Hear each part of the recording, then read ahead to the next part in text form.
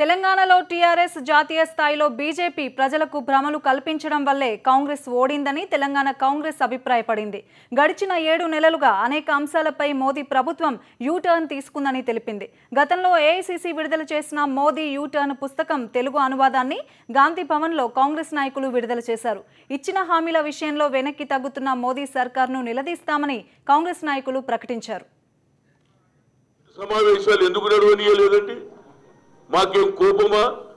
ప్రజలు ఇచ్చిండ్రు నీకు ప్రధానమంత్రిగా తప్పనిసరిగా మంచి ప్రభుత్వం చేయాలని, ప్రజలకున్న ఆలోచనను డిస్కషన్ చేయాలనే మేము ఉద్దేశం ఉంటే ఒక్కరోజు కూడా ప్రధానమంత్రి పార్లమెంట్కు రాడండి.